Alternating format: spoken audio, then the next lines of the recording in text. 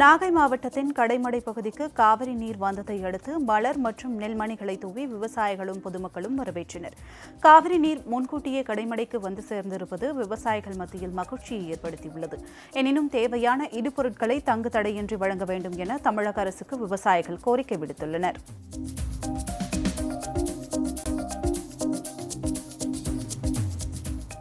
கோவை மருதமலை பகுதியில் வீட்டை சூறையாடிய காட்டு யானைகள் ஓணாம்பாளையம் பகுதியில் வாழை தோட்டத்திற்குள் புகுந்து அங்கிருந்து மரங்களை சேதப்படுத்தின. வீடு மற்றும் பயிர்களை சேதப்படுத்திய யானை கூட்டத்தால் மருதமலை அடிவாரம் பகுதியில் வசித்து வரும் மக்கள் அச்சமடைந்துள்ளனர்.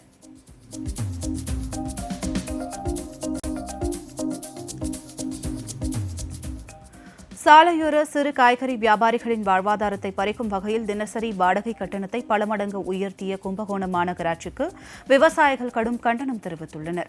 இந்த வாடகையை தரைக்கடைகளுக்கு 30 ரூபாயும், தள்ளுவண்டிக்கு 50 ரூபாயும், 4 சக்கர வாகனத்திற்கு 75 ரூபாயும் கட்டணம் வசூலிக்கப்பட்டு வருகிறது. மாநகராட்சி நிர்வாகம் உடனடியாக வாடகையை குறைக்க வேண்டும் என்று கோரிக்கை விடுத்துள்ளனர்.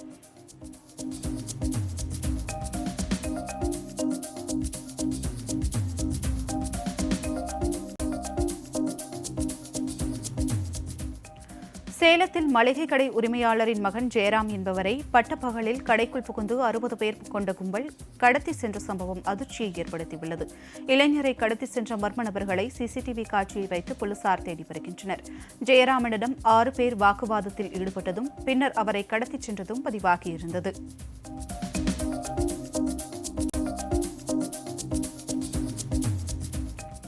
சென்னை விமான நிலையத்தில் கடந்த ஒரே ஆண்டில் 262 கோடி ரூபாய் மதிப்புடைய கடத்தல் பொருட்கள் பறிமுதல் செய்யப்பட்டு 144 பேர் கைது செய்யப்பட்டுள்ளனர்.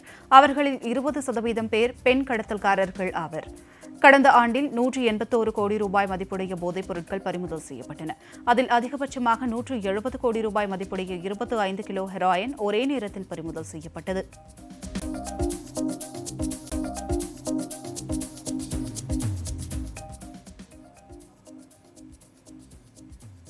கோவை மாவட்டம் பெரியநாயக்கன்பாளையம் பகுதியில் மளிகை கடை உரிமையாளர்களிடமிருந்து 153 கிலோ தடை செய்யப்பட்ட புகையிலைப் பொருட்கள் பறிமுதல் செய்யப்பட்டன. சந்தோஷ்குமார் மற்றும் பால் குரோஸ்லின் ஆகியோரது மளிகை கடைகளில் சோதனை செய்தபோது தடை செய்யப்பட்ட புகையிலைப் பொருட்கள் வைத்திருப்பதை போலீசார் கண்டறிந்தனர். பின்னர் அவர்கள் இருவரையும் கைது செய்ததுடன் புகையிலைப் பொருட்களையும் பறிமுதல் செய்தனர்.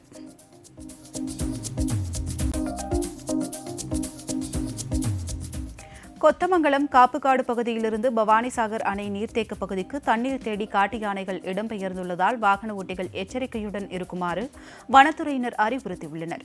இரவு நேர பயணத்தை தவிர்க்குமாறு எச்சரிக்கை விடுத்துள்ளனர்.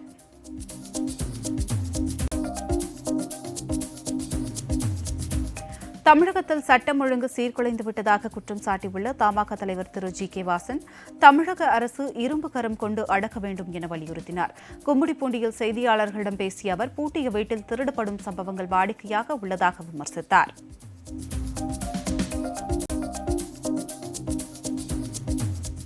ஈரோடு மாவட்டம் வெள்ளோட்டாம்பரப்பு அருகே ஆன்லைன் விளையாட்டால் ஏற்பட்ட மன உளைச்சலில் 12ஆம் வகுப்பு மாணவன் தற்கொலை செய்து கொண்ட சம்பவம் அதிர்ச்சியை ஏற்படுத்தியுள்ளது. ஆன்லைன் விளையாட்டால் தனது மகனின் மனநலம் பாதிக்கப்பட்டிருந்ததாகவும் இதனால் தற்கொலை செய்து கொண்டதாகவும் உயிரிழந்த மாணவரின் தந்தை தெரிவித்துள்ளார். இருப்பினும் இந்த சம்பவம் தொடர்பாக போலீசார் விசாரணை நடத்தி வருகின்றனர்.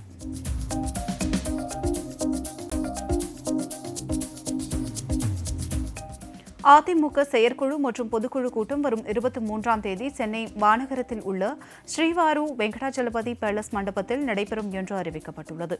தற்காலிக அவைத்தலைவர் டாக்டர் தமிழ்மகன் உசைன் தலைமையில் நடைபெறும் என்று தெரிவிக்கப்பட்டுள்ளது.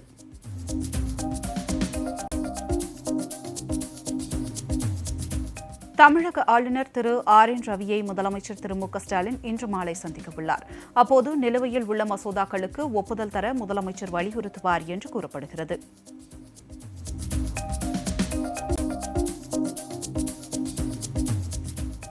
சென்னை போயஸ் தோட்டத்தில் நடிகர் ரஜினிகாந்தை தென்னிந்திய நடிகர் சங்க நிர்வாகிகள் திரு நாசர், திரு கார்த்தி உள்ளிட்டோர் சந்தித்தனர். பின்னர் செய்தியாளர்களிடம் பேசிய நடிகர் சங்க தலைவர் திரு நாசர், நடிகர் சங்க கட்டிடம் மற்றும் நடிகர் சங்க வளர்ச்சிப் பணிகள் குறித்து திரு ரஜினிகாந்த் ஆலோசனை வழங்கியதாக தெரிவித்தார்.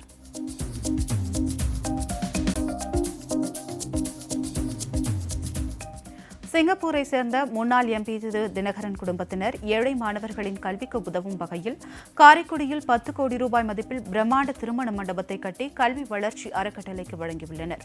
திருமண மண்டபத்தின் வருவாய் முழுவதும் ஏழை மாணவர்களின் கல்விக்கு பயன்படுத்தப்படும் என்று தெரிவித்துள்ளனர்.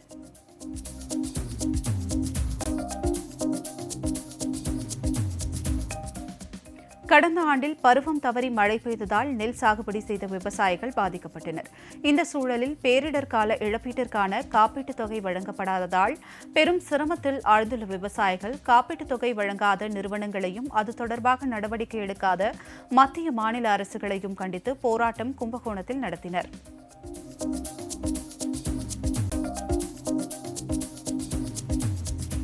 கன்னியாகுமரி மாவட்டம் தக்கலையில் மரத்தில் தலைகீழாக தொங்கியபடி உயிருக்கு போராடிய காகத்தை இளைஞர்கள் மீட்ட வீடியோ இணையத்தில் வைரலாகி வருகிறது.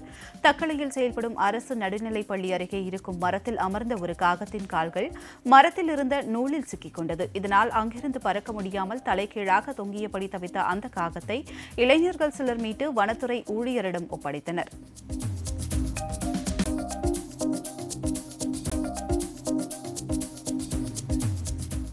தமிழகத்தில் தக்காளி விலை சரிந்து கிலோ 40 ரூபாய்க்கு விற்பனை செய்யப்படுகிறது.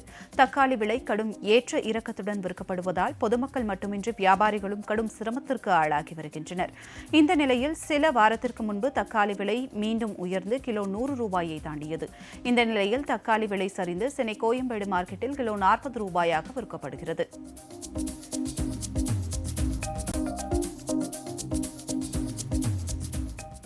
பத்து 12ஆம் வகுப்பு பொதுத் தேர்வு விடைத்தாள்களை திருத்தும் பணி தொடங்கியது.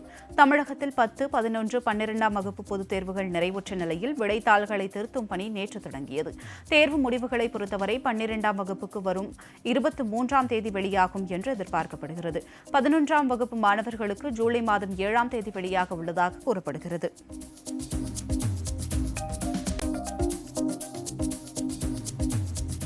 சென்னை உயர்நீதிமன்றத்தில் கூடுதல் நீதிபதிகளாக பதவி வகித்து வரும் 9 பேரை நிரந்தர நீதிபதிகளாக நியமித்து குடியரசுத் தலைவர் திரு ராம்நாத் கோவிந்த் உத்தரவிட்டுள்ளார். அதன்படி G. Chandrasekaran, V. Sivagnanam, G. Elangovan, S. Anandhi, S. Kannammal உள்ளிட்ட 9 பேர் நிரந்தர நீதிபதிகளாக நியமிக்கப்பட்டுள்ளனர்.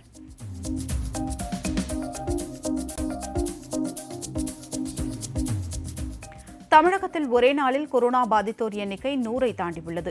தமிழகத்தில் 139 பேருக்கு கொரோனா தொற்று உறுதி செய்யப்பட்டிருப்பதாக மாநில சுகாதாரத்துறை தெரிவித்துள்ளது. சென்னையில் அதிகபட்சமாக 59 பேருக்கு தொற்று உறுதியாகியுள்ளது. உயிரிழப்பு எதுவும் இல்லை. மாநிலம் முழுவதும் 629 பேர் சிகிச்சை பெற்று வருகின்றனர்.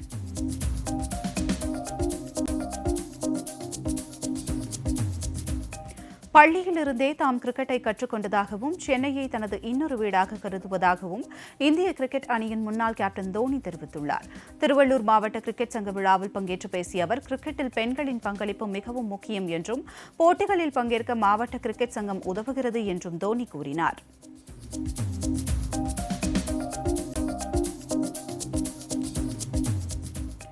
சென்னையில் வளையல் பெட்டிக்குள் மறைத்து வைத்து இலங்கை வழியாக ஆஸ்திரேலியாவுக்கு கடத்த முயன்ற 1 கோடி ரூபாய் மதிப்பிலான போதைப் பொருட்களை போலீசார் பறிமுதல் செய்தனர். போதைப் பொருட்களை கடத்த முயன்ற திருவள்ளிக்கேணியைச் சேர்ந்த ஜாகிர் ஹுசைன், முகமது சுல்தான், நாசர், ஜுனைத் மற்றும் அசாருதீன் ஆகிய 5 பேரிடமும் போலீசார் விசாரணை நடத்தி வருகின்றனர். தலைமறைவாக உள்ள 2 பேரை தேடி வருகின்றனர்.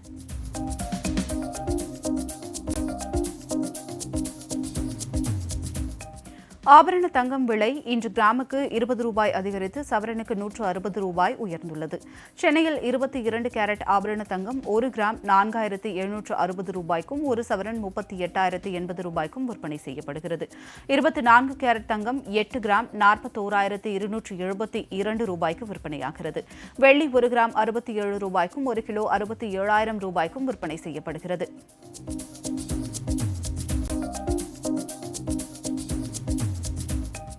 காங்கிரஸ் கட்சியிலிருந்து அண்மையில் விலகிய திரு ஹார்திக் பட்டேல் இன்று பாஜகவில் தன்னை இணைத்துக் கொண்டார். முன்னதாக அகமதாபாத்தில் செய்தியாளர்களிடம் பேசிய அவர், பிரதமர் திரு நரேந்திர மோடியின் தலைமையின் கீழ் சிறு சிப்பாயாக பணியாற்றப் போவதாகவும் பிரதமர் மோடியால் ஒட்டுமொத்த உலகத்திற்கே பெருமை என்றும் தெரிவித்தார்.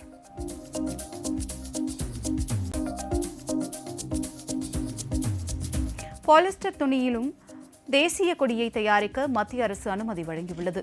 ஏற்கனவே கைத்தறி, பருத்திப்பட்டு, கம்பளி, கதர் துணிகளில் தேசிய கொடியை உற்பத்தி செய்ய அனுமதி உள்ளது. தற்போது பாலிஸ்டர் துணிகளிலும் தேசிய கொடியை தயாரிக்க அனுமதி வழங்கப்பட்டுள்ளது. இந்த உத்தரவை அனைத்து அரசு துறைகளுக்கும் மத்திய கலாச்சாரத்துறை அமைச்சகம் தெரியப்படுத்தியுள்ளது.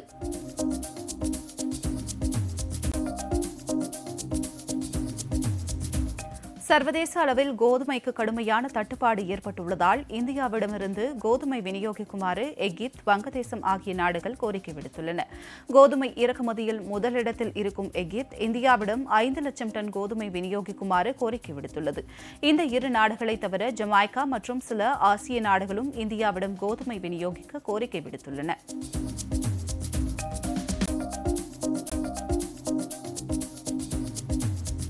இந்தியாவிலிருந்து ஏற்றுமதி செய்யப்பட்ட கோதுமையை ஏற்க துருக்கி அரசு மறுப்பு தெரிவித்துள்ளது. இந்திய கோதுமையில் பைட்டோசானிட்டரி இருப்பதாக, ருபெல்லா வைரஸ் தொற்று இருப்பதாகவும் அந்நாடு பரபரப்பு குற்றச்சாட்டை கூறியுள்ளது. இதன் காரணமாக இந்தியா அனுப்பிய கோதுமையை துருக்கி திரும்ப அனுப்பியுள்ளது.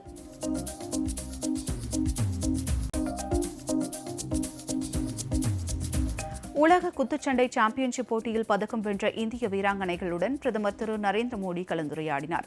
12வது மகளிர் உலக குத்துச்சண்டை சாம்பியன்ஷிப் போட்டியில் 52 கிலோ எடைப்பிரிவில் இந்திய வீராங்கனை நிகத் ஷெரின் தாய்லாந்து வீராங்கனை ஜித்போங்கை வீழ்த்தி தங்கம் வென்றார். மேலும் 57 கிலோ எடைப்பிரிவில் இந்தியாவின் மனிஷா மவுன் வெண்கலம் வென்றார். 63 கிலோ எடைப்பிரிவில் பர்வீன் ஹூதா வெண்கலப் பதக்கம் வென்றிருந்தார்.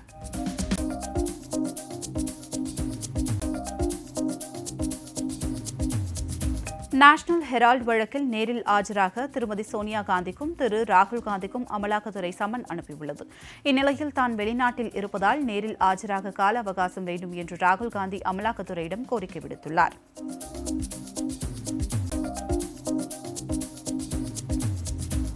காங்கிரஸ் தலைவர் திருமதி சோனியா காந்திக்கு கொரோனா தொற்று பாதிப்பு இருப்பது உறுதி செய்யப்பட்டதை அடுத்து அவர் வீட்டில் தனிமைப்படுத்திக் கொண்டதாக தெரிவிக்கப்பட்டுள்ளது.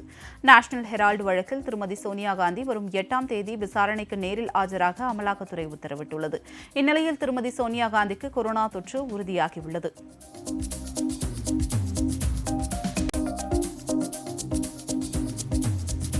ஜம்மு காஷ்மீரின் குல்காம் மாவட்டத்தில் பணியாற்றி வந்த ராஜஸ்தானை சேர்ந்த வங்கி மேலாளர் தீவிரவாதிகளால் சுட்டுக் கொல்லப்பட்டார். ஜம்மு காஷ்மீரில் வசிக்கும் பண்டிட் சமூகத்தினரையும் வெளிமாநிலத்தவரையும் தீவிரவாதிகள் குறிவைத்து கொன்று வருவதாக குற்றச்சாட்டு உள்ளது. சில தினங்களுக்கு முன்னர் சம்பா நகரில் வசித்து வந்த பண்டிட் சமூகத்தைச் சேர்ந்த ஒரு ஆசிரியையை தீவிரவாதிகள் சுட்டுக் கொன்றது குறிப்பிடத்தக்கது.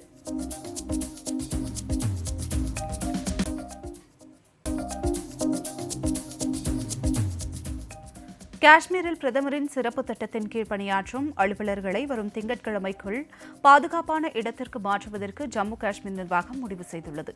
அலுவலர்களுக்கு பாதுகாப்பு அச்சுறுத்தல்கள் ஏற்பட்டதை அடுத்து இந்த நடவடிக்கை எடுக்கப்பட்டுள்ளது.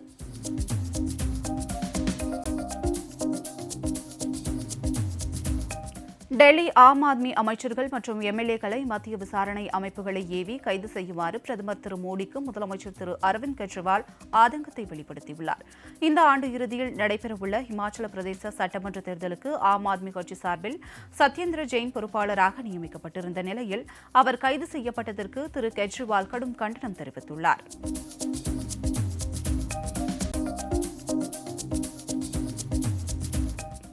நாடு முழுவதும் கடந்த 24 மணி நேரத்தில் 3712 பேருக்கு புதிதாக கொரோனா தொற்று உறுதி செய்யப்பட்டுள்ளது. இதன் மூலம் கொரோனா பாதிப்பின் மொத்த எண்ணிக்கை 4,34,64,544 உயர்ந்துள்ளது.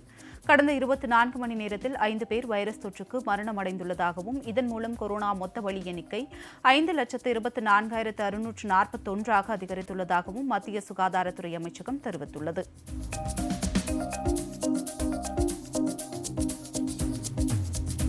தகவல் தொடர்பு சேவைக்கான அதிநவீன ஜிசாட் 24 செயற்கைக்கோளை ஜூன் 22ஆம் தேதி விண்ணில் இஸ்ரோ செலுத்துகிறது. ஏரியன் 5 ராக்கெட் மூலம் பிரெஞ்சு கயானாவிலிருந்து ஜிசாட் 24 செயற்கைக்கோள் ஏவப்படுகிறது. ஏரியன் 5 ராக்கெட்டுடன் மலேசியாவுக்கு சொந்தமான மீசாட் 3D செயற்கைக்கோளும் விண்ணில் ஏவப்பட உள்ளது குறிப்பிடத்தக்கது.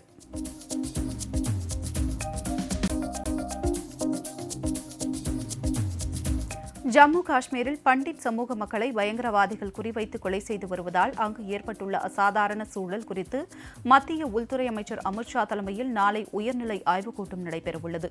ஜம்மு காஷ்மீர் துணைநிலை ஆளுநர் மனோஜ் சின்ஹா, உள்துறை அமைச்சக அதிகாரிகள் உள்ளிட்ட பலர் இந்த கூட்டத்தில் பங்கேற்க உள்ளனர்.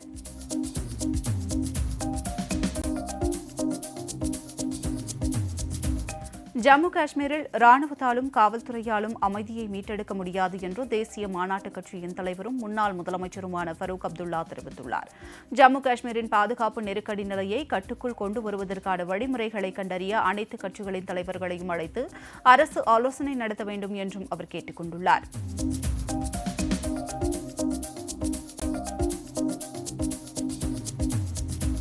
மறைந்த பஞ்சாப் பாடகர் சித்து மூஸ்வாலாவின் படுகொலைக்கு 2 நாட்களில் பழிவாங்கப்படும் என்ற முகநூல் பதிவு பஞ்சாப் மாநிலத்தில் பரபரப்பை ஏற்படுத்தியுள்ளது. கேங்ஸ்டர் நீரஜ் பாவனாவுடன் தொடர்புடைய ஃபேஸ்புக் பக்கத்தில் பதிவு ஒன்று பகிரப்பட்டுள்ளது. அந்த பதிவில் சித்து மூஸ்வாலா எங்கள் இதயம், அவர் எங்களது சகோதரர், அவரை கொலை செய்தவர்கள் 2 நாட்களில் பழிவாங்கப்படுவார்கள் என்று தெரிவிக்கப்பட்டுள்ளது.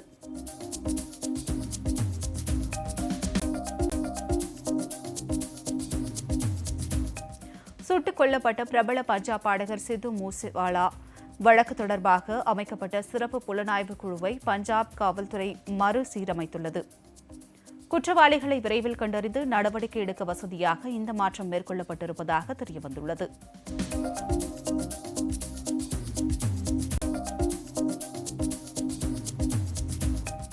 ஈரோடு மாவட்டம் சத்தியமங்கலத்தை அடுத்து காவலிப்பாளையத்தில் ஆட்டை திருடிய இருவரை பொதுமக்கள் பிடித்து சரமாரியாக தாக்கியதால் பரபரப்பு ஏற்பட்டது. நாகராஜ் என்பவரின் தோட்டத்தில் கட்டி வைக்கப்பட்டிருந்த ஆட்டை திருடி செல்ல முயன்ற இருவரை பொதுமக்கள் ஒன்று கூடி கையும் களவுமாக பிடித்து தர்ம அடி கொடுத்தனர். பின்னர் சம்பவ இடத்திற்கு சென்ற போலீசாரிடம் அவர்களை ஒப்படைத்தனர்.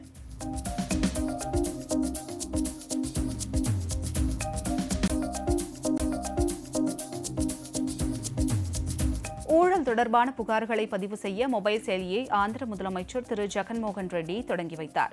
அரசு அதிகாரிகளுக்கு எதிரான ஊழல் தொடர்பான புகார்களை பதிவு செய்யவும் முழு ஆதாரங்களை நீதிமன்றத்தில் வழங்கவும் இந்த செயலி தொடங்கப்பட்டுள்ளது. மக்கள் புகார்களை பதிவு செய்வதற்கும் வெளிப்படைத்தன்மையை பேணுவதற்கும் ஏசிபி செயலி வடிவமைக்கப்பட்டுள்ளது.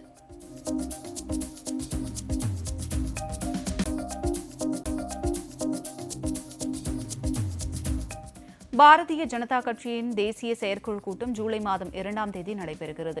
ஹைதராபாத்தில் நடைபெறவுள்ள இந்த கூட்டத்தில் பிரதமர் திரு நரேந்திர மோடி, உள்துறை அமைச்சர் திரு அமித் ஷா, பாஜக தலைவர் திரு நட்டா உள்ளிட்ட முன்னணி தலைவர்கள் கலந்து கொள்கின்றனர். 2024ஆம் ஆண்டு நடைபெறவுள்ள நாடாளுமன்ற தேர்தலுக்காக பாஜக தயாராகி வருகிறது. குறிப்பாக பாஜக ஆட்சி இல்லாத மாநிலங்களை அதிக இடங்களை கைப்பற்ற முனைப்பு காட்டி வருகின்றன.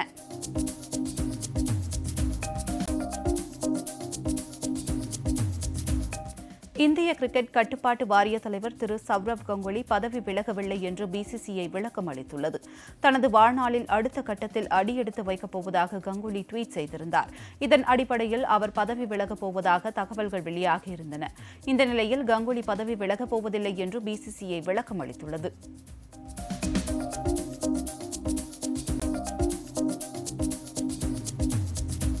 மாருதி நிறுவனம் கடந்த மே மாதம் மட்டும் மொத்தம் 1,24,474 வாகனங்களை விற்பனை செய்து சாதனை படைத்துள்ளது. இது கடந்த ஆண்டு மே மாத விற்பனையை ஒப்பிடும்போது 278% அதிகமாகும். கடந்த ஆண்டு மே மாதம் மொத்தம் 32,903 வாகனங்கள் மட்டுமே மாருதி நிறுவனம் விற்பனை செய்திருந்தது. தற்போது அதைவிட 91,571 வாகனங்களை அந்த நிறுவனம் கூடுதலாக விற்பனை செய்துள்ளது.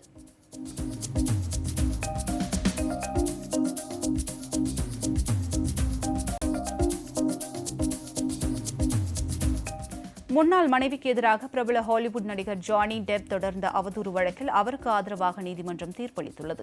முன்னாள் மனைவி ஆம்பர் ஹெர்ட் எழுதிய கட்டுரையால் ஜானி டெப்பின் செல்வாக்கு சரிய தொடங்கியது. இதனால் அவர் லண்டன் நீதிமன்றத்தில் 380 கோடி ரூபாய் நஷ்ட ஈடு கேட்டு அவதூறு வழக்கு தொடர்ந்திருந்தார். ஜானி டெப்புக்கு இந்திய ரூபாய் மதிப்பில் 116 கோடி இழப்பீடு செலுத்த ஆம்பர் ஹெர்டுக்கு நீதிமன்றம் உத்தரவிட்டது.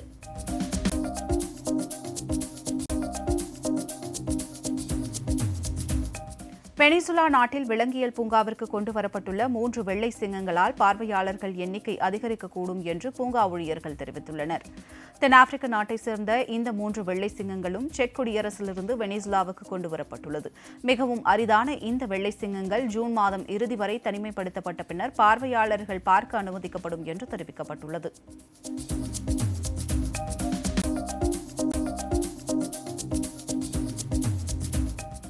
மெக்சிகோ நாட்டை தாக்கிய அகதா சூறாவளியால் கனமழை மற்றும் வெள்ளப்பெருக்கு ஏற்பட்டுள்ளது. இதில் சிக்கி 10 பேர் உயிரிழந்தனர். 20க்கும் மேற்பட்டோரை காணவில்லை. மணிக்கு 170 கிலோமீட்டர் வேகத்தில் பலத்த காற்று வீசியதால் ஒயாக்ஸ்கா மாகாணத்தில் பியூட்ரோ ஏஞ்சல் பகுதியில் கடும் சேதங்கள் ஏற்பட்டுள்ளன. கடலோர மக்கள் 25,000க்கும் மேற்பட்டோர் முகாம்களில் தங்க வைக்கப்பட்டுள்ளனர்.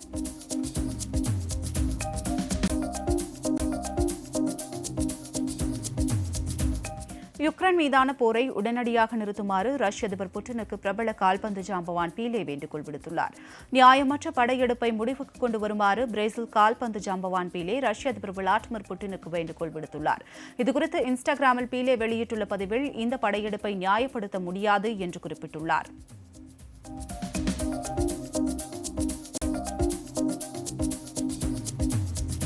திருச்சி மாவட்டம் இருங்கலூரில் இருசக்கர வாகனத்தை இளைஞர்கள் திருடி சென்ற சம்பவத்தின் சிசிடிவி காட்சி வெளியாகியுள்ளது.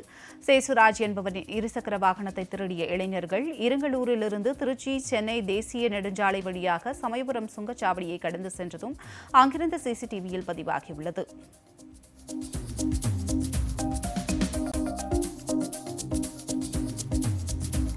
புதிய நாடாளுமன்ற கட்டிடம் அரசியலமைப்பு சட்ட தினமான நவம்பர் 26ஆம் தேதி முதல் செயல்பட வாய்ப்புள்ளதாக மத்திய அரசு வட்டார தகவல்கள் தெரிவிக்கின்றன.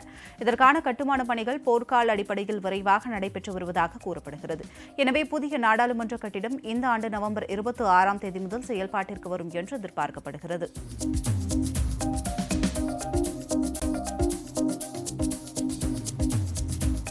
குடியரசு துணைத் தலைவர் திரு வெங்கையா நாயுடு செனகல் அதிபர் மேக்கி சாலுடன் இருதரப்பு உறவில் ஏற்பட்டுள்ள முன்னேற்றம் குறித்து பேச்சுவார்த்தை நடத்தினார்.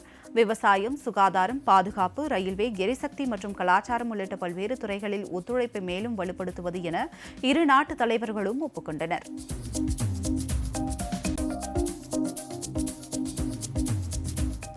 இந்தியா இந்த ஆண்டு மட்டும் 26,000 கோடி ரூபாய் மதிப்பிலான கடன் உதவிகளை இலங்கைக்கு வழங்க ஒப்புதல் அளித்துள்ளது.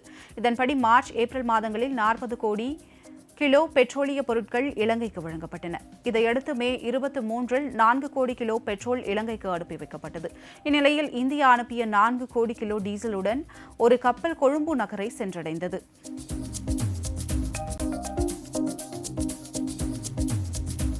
இங்கிலாந்து பேரரசி 2ஆம் எலிசபெத் மகாராணியாக பதவியேற்று 70 ஆண்டுகள் நிறைவையொட்டி லண்டன் மற்றும் பிரிட்டனின் அனைத்து பகுதிகளிலும் இன்று முதல் கோலாகல விழாக்கள் நடைபெறவுள்ளன.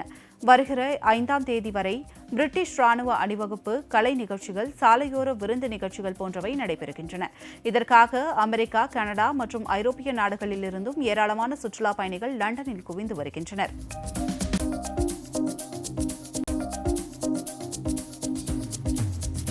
உக்ரைனுக்கு நவீன தொழில்நுட்பத்துடன் கூடிய ராக்கெட்டுகள் அனுப்பி வைக்கப்படும் என்று அமெரிக்க அதிபர் ஜோ பைடன் அறிவித்துள்ளார். இந்த ராக்கெட்டுகள் 70 கிலோமீட்டர் தொலைவிற்கு பாய்ந்து சென்று எதிரிகளின் இலக்கை தாக்கக்கூடிய திறன் பெற்றவை. அமெரிக்காவின் ராணுவ உதவி உக்ரைனுக்கு கூடுதல் பலத்தை அளித்துள்ளது.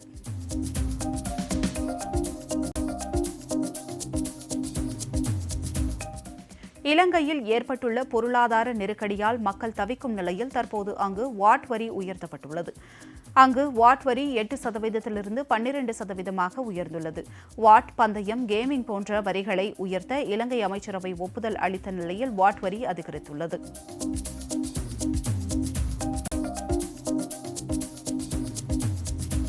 இந்திய கிரிக்கெட் அணி ஜூலை மாதம் மேற்கிந்திய தீவுகளுக்கு சுற்றுப்பயணம் மேற்கொள்ள உள்ளதாக பிசிசிஐ அறிவித்துள்ளது.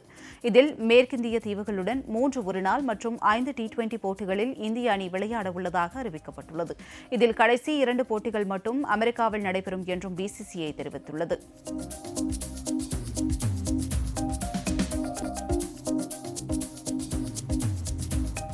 இலங்கைக்கு கடன் உதவி திட்டத்தின் கீழ் இந்தியா உரம் கொடுத்து உதவ அந்நாட்டின் விவசாயத்துறை அமைச்சகம் கோரிக்கை விடுத்துள்ளது. தலைநகர் கொழும்பில் இலங்கைக்கான இந்திய தூதர் கோபால் பால்கேவை இலங்கை விவசாயத்துறை அமைச்சர் மஹிந்த அமரவீரா சந்தித்து பேசினார். இலங்கைக்கு இந்தியா உரம் கொடுத்து உதவுமாறு மஹிந்த அமரவீரா அப்போது கோரிக்கை விடுத்ததாக கூறப்படுகிறது.